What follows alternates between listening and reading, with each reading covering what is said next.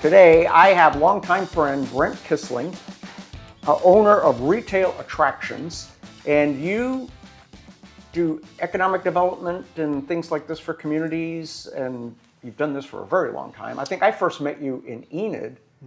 You were the director of, what was it called?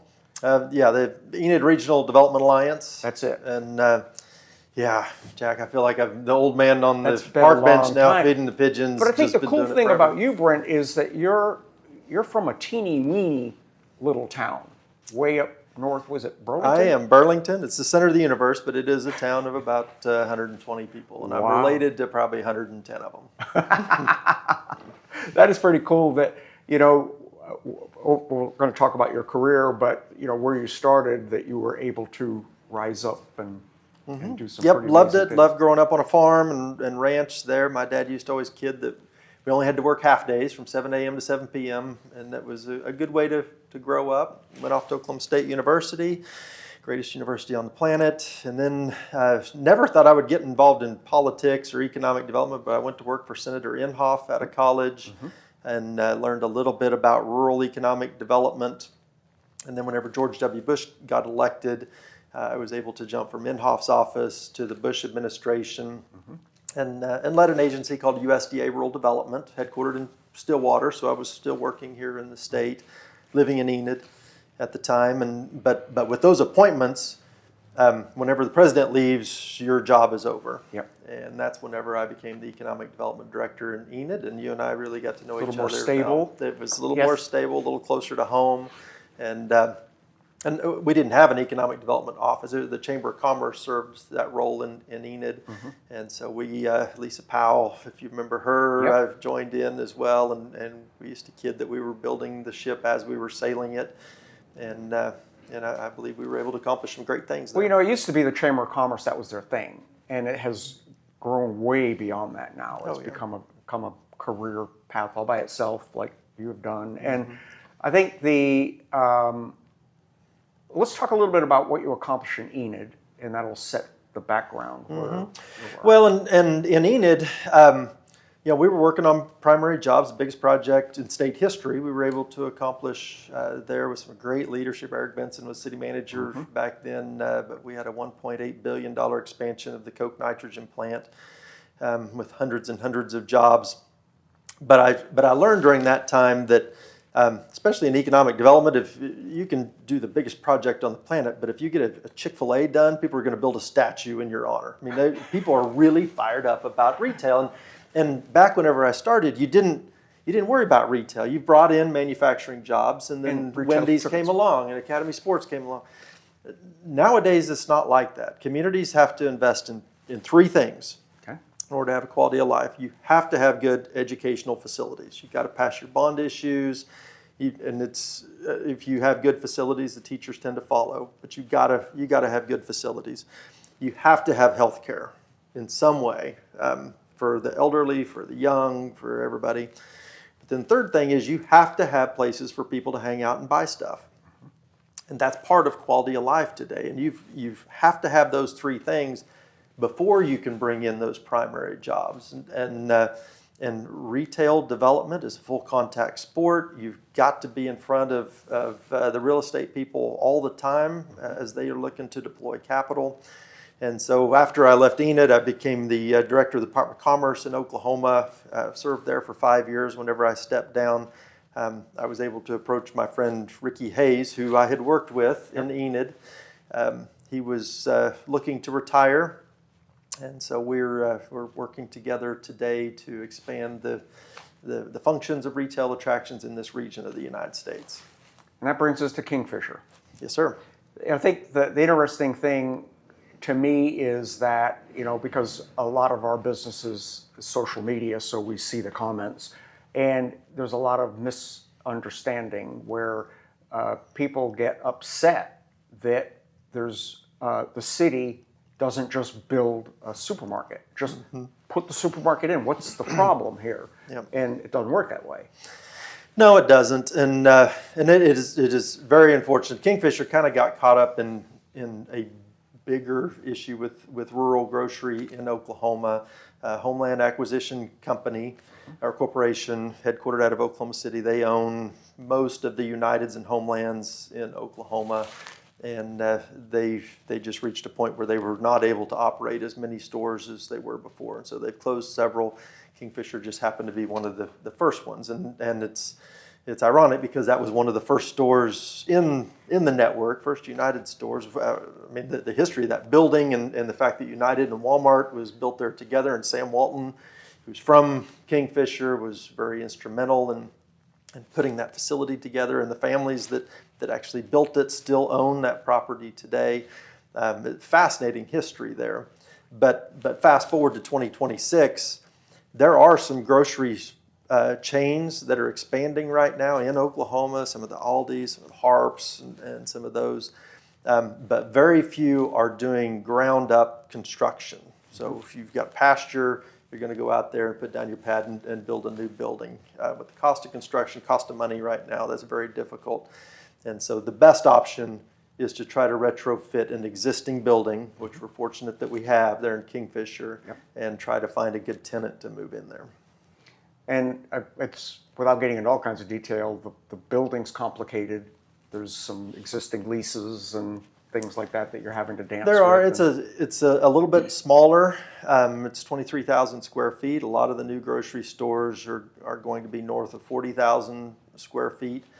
So that's a little bit of a challenge. But we're fortunate we have another tenant in the other half of the building in Atwood's. And Brian Atwood, being from Enid, right up the road, is a spectacular partner for the community of Kingfisher and helps to drive traffic to that location. And so it's made it a little bit easier to market that property to potential grocers. The other challenge, I guess, that we hear is, why can't you tell us what's going on? And explain a little of that, why, you may have 3 or 4 things cooking, but you can't talk much about them. That's right, and some of that is for the existing landowner for there. Some of it is for the folks that are actually looking there, especially if you're talking about a national brand. Anytime you mention a new location for national brand, it's going to get to their shareholders, and there's going to be questions that'll be asked about that deployment of capital. Where's that capital coming from? What's the cost of that capital? And there will be a time when it will be very public, because in order to do a new grocery store in Kingfisher, there is probably going to need to be a public-private partnership. There's going to need to be the City of Kingfisher, the Industrial Foundation, whoever we need to bring to the table. It's going to take a community effort to make this work, because the last one didn't work. And so in order to entice somebody to come into a market where it didn't work, it's going to take some kind of partnership. There's a lot of moving parts. So there's tax incentives, there's just all kinds of things that have to happen now to get a major retailer in. It's not like, here's a piece of land, give me $1 million and go. Yep. Well, and that is, I'm glad you brought that up, because it's probably one of the biggest misconceptions about incentives, if you want to use the word incentives, about incentives in general. And this is true whether you're trying to incentivize, a 5,000 employee thing in eastern Oklahoma versus a grocery store in Kingfisher. There's 2 things with every incentive that has to be true. It needs to be performance-based. So you're not going to write a check to somebody until they have invested something, that they've done some kind of activity. But the other one is that it has to be a net benefit to that local economy, or to, in this case, the City of Kingfisher. So whatever check would be written to a potential developer or tenant or landowner, whoever it might be, would need to be a smaller check than what the city would be receiving over time back. And a lot of times you see structures such as investing in infrastructure. Sometimes it's sales tax reimbursements. There's no sales tax being generated from that site right now, so taking future sales that might come from that site and be able to return it back into it in order to make it a nice facility and something that the community will show up and buy product in. That I could see some things like that happen. Nothing is done yet. There's some really good interest right now, more than one group that is interested in it, but we've got to get the right deal and the right tenant. And you're not just working on a grocery store. There are other things you can't. Yeah, even though the name of our company is Retail Attractions, we do things besides retail. There's some other companies in town that are expanding. I love working on expansion projects, even more than attracting somebody new, especially in a rural area, because that's where most of your employment is going to come from, is growth in existing companies. But you're very unique in Kingfisher. We're unique in Kingfisher in that there is an industrial foundation that is a for-profit entity that I worked very closely with, and they have a passion for the downtown area of Kingfisher, right along Highway 81. And so we've been working very closely with them to establish some new programs to encourage folks to look at the vacant storefronts in Kingfisher, finding ways to partner with local lenders in order to get them to yes whenever it comes to trying to finance some of these ventures, and maybe even some partnerships with landowners down in that area on facade improvements and things like that in order to encourage somebody to move in to some of those sites, start providing product for the community and those who are driving up and down Highway 81 and generate sales tax. So I know you've worked in a lot of bigger cities, Enid and others, what's the challenges with a small community like Kingfisher? Probably the biggest one is, and this may shock you a little bit, whenever we run the numbers on a community. So the first thing that I do, whenever Kingfisher hires me, is I run the numbers on, we call it a gap analysis. So what are people buying in Kingfisher? What can they buy in Kingfisher? And what kinds of things are they leaving town to go purchase? And nowadays, you can really drill down and know how much Johnny is purchasing out of town on men's clothing or women's clothing or sporting goods or something like that. And then we go out and try to find a retailer that would come to town and fill that gap. Well, no retailer looks at city limits, because if you're living just outside of city limits, you're still considered part of that economy. Most of them are looking at a 20-mile radius. And the numbers look pretty good. I can't remember the numbers off the top of my head for population numbers, per capita income, but that doesn't tell the story for a town like Kingfisher. People will drive an hour to go to an Ace Hardware in Northwest Oklahoma. They'll drive an hour to buy a good ribeye steak to take home to grill that evening. And so being able to tell that story, and there's other data sources we can use to prove that story, that people are willing to drive, that I would say that's always our biggest challenge with a rural economy. There's a lot more to it than just, picking up the phone and saying, hey, we have a building. Yeah. Well, and retail development is different than most of the others in that it is very data driven. Especially whenever you start talking about the national brands, they know exactly that they need 100 feet of frontage, that they're going to need 58 parking spaces. They know exactly what the average household income needs to be within a 5-mile radius or 20-mile radius. They really dig into the data, and so we make sure we have that data and we have an answer for anything that maybe is in conflict with what they need. How much of the decision do you think is based on data versus actually driving and looking at the site? I mean, because most of them never even heard of Kingfisher. Yeah. They're running numbers. Yeah, the data gets them there. Well, I'll take it even one step further. I would say the relationship gets them to the data. We're working, the real estate folks for some of these retailers switch quite regular.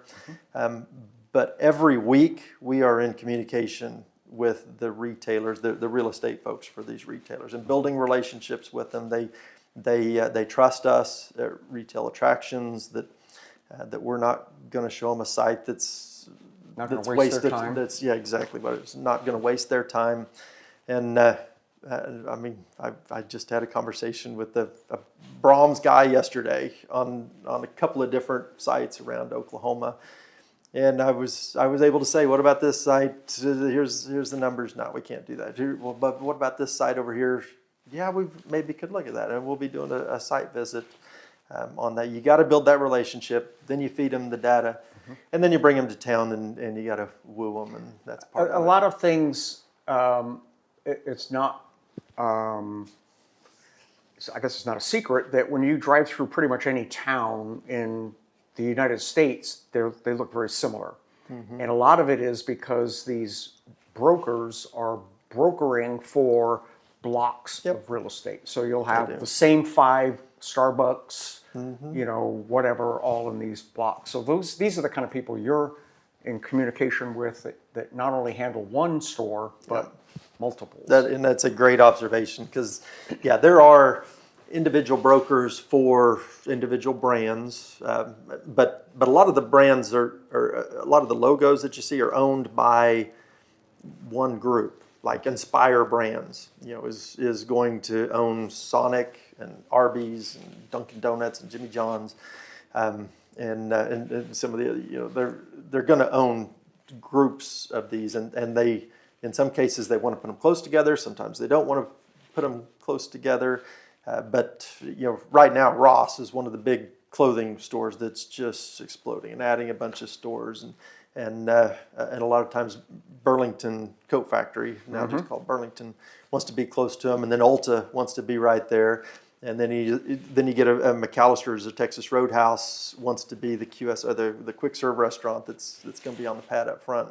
And so you're exactly right. Sometimes you see those put together, but you got a broker for the individual brands. You've got developers who are going to do a mixed tenant development, and you've got to keep those relationships with both of them. Wow, it's okay. Is it still true that it used to be that McDonald's would come in and do all the homework, and then everyone else would just feed off of that and build in that general area? I'm assuming that if you get one home run, like I remember in Enid, I guess you were part of getting Starbucks in Enid, and then that whole area just blossomed. Is that still the case? Yep. Yeah, Starbucks is going to locate in the highest traffic area. They really don't care what the price of the dirt is under it. And McDonald's is a good one on the quick serve restaurant side, but I would say 90% of your retailers really feed off of the local Walmart. Those are the numbers that we have the best. With Walmart, you can know. I mean, it's kind of scary, some of the data that you know, but the zip code where people come from every day. In some cases, where they stopped before they went to Walmart. Where they went after they were at Walmart. So you really can see that flow of. I mean, it's you don't see Jack Quirk, but you see an aggregate. Yep. This person. That people are moving through the local economy. Retailers really pay attention to the Walmart numbers, and they're probably the most refined of any of them that are out there. I was excited. I didn't read the agenda before they hired you, and I'm standing there filming the Kingfisher City Council meeting, and you show up, and it's like, yes! It's like, oh my gosh, thank you. So, it's an honor to work with Kingfisher. Growing up in Burlington, we were always competing with Kingfisher, in FFA activities, and Kingfisher's always been one of those strong communities, and it's always been fun working with you. Getting to work with Jack Quirk whenever I was Enid Regional Development Alliance, folks, he is one of the best on the planet at telling a story. He really is. Some of the drone work that you did for us early on, it's neat to see how this has continued to grow. A lot of fun. Awesome. Brent, thank you so much. Absolutely. Thanks for having me on. Well, thank you for what you're doing for Kingfisher, and we're looking forward to seeing what you can get done over there. Yeah, we'll see you at the ribbon cutting. Stay tuned.